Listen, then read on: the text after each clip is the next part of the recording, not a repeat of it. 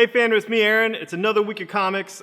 I freaking love comics. It's so awesome. Got Sex to sell. I got my favorite Green Lantern. Got Age of Ultron. Yes, it's a foil cover, and that's weird. That's weird 90s stuff. But the way I remember it, when I was a kid, I loved that Silver Surfer 50, the silver foil surfer thing. That really did something for me. So maybe there's some young kids that dig this. I don't know. I mean, I like that it's the regular price. That's cool. And Ultron is, gold. That's cool. At least it's metal and foil. That makes sense. I mean, but that's how they get you. They always start a gimmick that makes sense, and then they go, crazy on it. Like glow-in-the-dark Ghost Rider, cool. Glow-in-the-dark random whatever, who cares? Age of Ultron was really fun. You might enjoy it. It's that same kind of post-apocalyptic craziness that we're getting a lot in comics with, Rotworld, and with the success of Walking Dead. I think there's a lot of post-apocalyptic everything. It weirdly starts, it says, it's today. It starts today, New York City. That's not today, New York City in any other comics.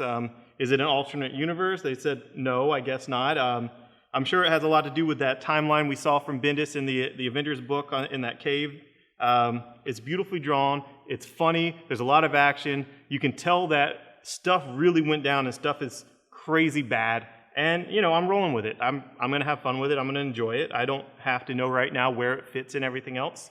It was cool. And you can get this baby cover if, you don't want the foil. Just get a baby cover. Hickman's still kicking ass with Avengers. These new characters are awesome. This has Dustin Weaver as his dude drawing it, who was his guy for S.H.I.E.L.D. It's really great art. And the new universe character, something to do with that. I enjoyed it. All new X-Men's rocking and rolling. This is the first time I've liked Jean Grey. I mean, she was okay in Grant Morrison's new X-Men, but this young Jean Grey that is just kind of running these men, just kind of saying how it's going to be and laying it down, I like it. Superior Spider-Man, you guys know I've loved this book since the first issue. You guys know that I've told the haters that they're full of crap. This is fun. This is fun and different. I mean, I don't care if it's like Freaky Friday. I don't care about that. This is really cool, and the dynamic between, the ghost of Peter past and Ock Peter is just awesome. And you see something Ock does in this issue that Peter would never do. And, that's probably what's going to lead to him being fired from the Avengers. And I enjoyed the hell out of it.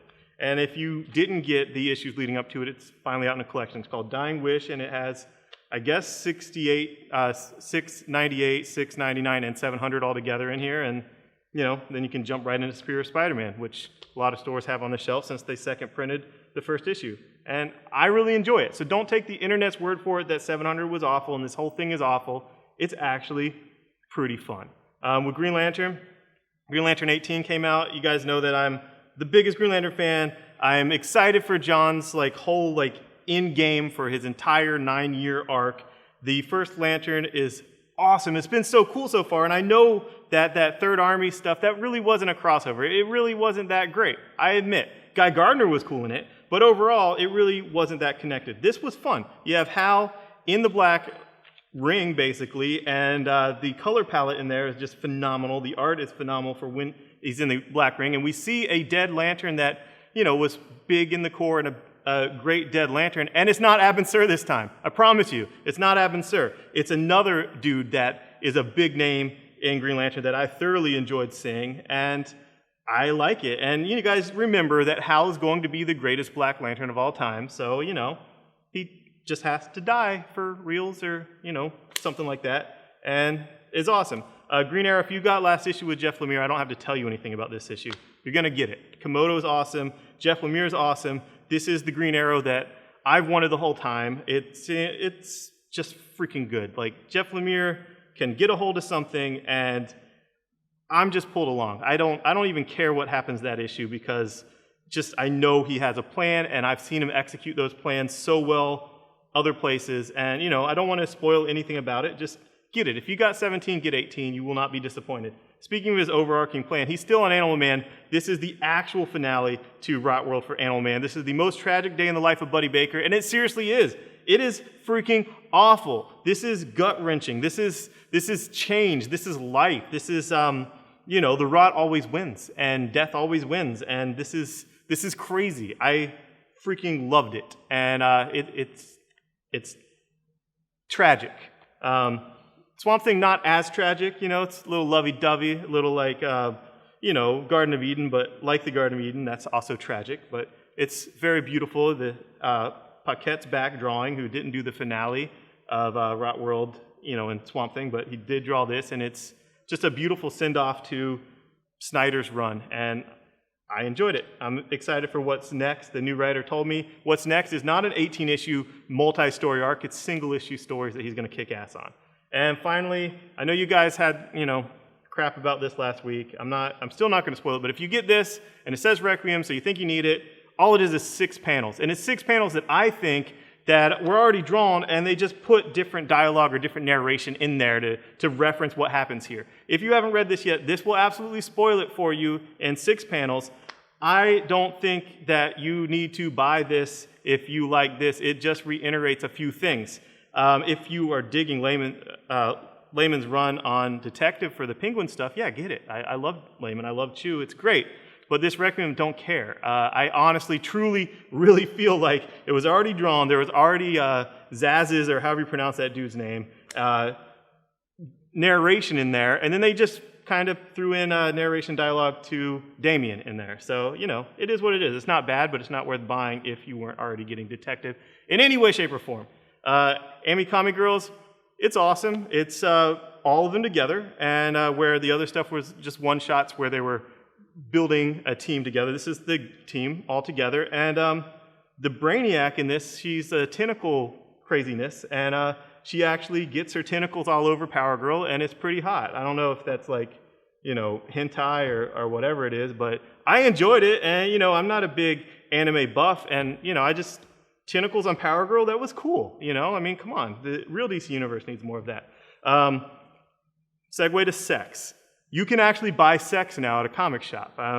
We sell it. It's cool. First issue collector's item. You know, the first time's always the best, right? No, my first time having sex was just awful. It lasted a few seconds, and I was extremely embarrassed. Yeah, it sucked. It really sucked. But this issue, it's very wordy. Joe Casey is very, if you read his Vengeance, if you read a lot of his stuff, he has very smart, intricate stuff that he doesn't spoon feed you. Like, we know that this guy's an ex-superhero. It doesn't come out and say, like, he's an ex-superhero, here's his flashback fighting, you know? But it does deliver on the sex from page 17 on. It has about 6 or 7 pages of sex of 2 women having sex. I mean, sorry, gay dudes, but there's no penis in it. Spoiler, there's no penis. But there is, like, full panel vagina. And I'm not saying this to brag or to say it's great. I'm letting you know, if you don't want that, don't buy it. If you do want it, get it. You know, that's the kind of spoiler you should get. You know, like, explicit, it's sex, and you're going to see a panel of just vagina. And, you know, spoiler, it's cool.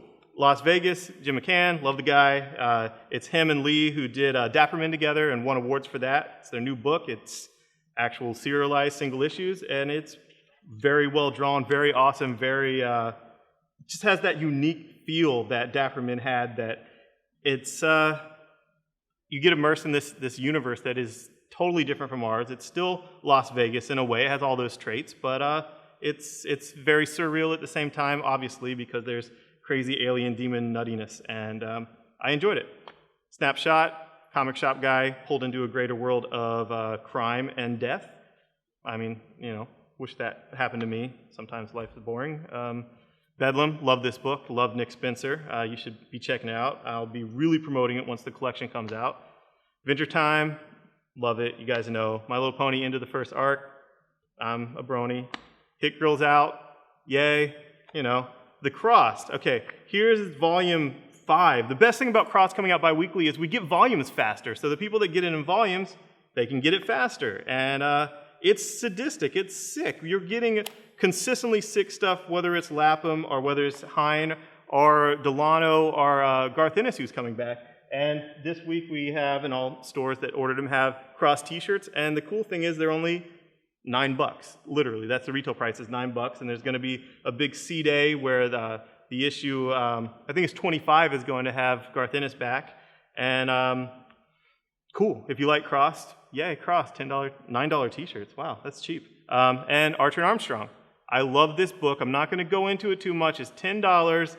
It's amazing. I love Valiant, but I'm doing a Valiant Spotlight video where I talk about my love for Valiant coming this Friday. And seriously, Archer and Armstrong, it won't steer you wrong. It's a great, well-done book. Not as good as Harbinger, in my opinion, but it's a strong second.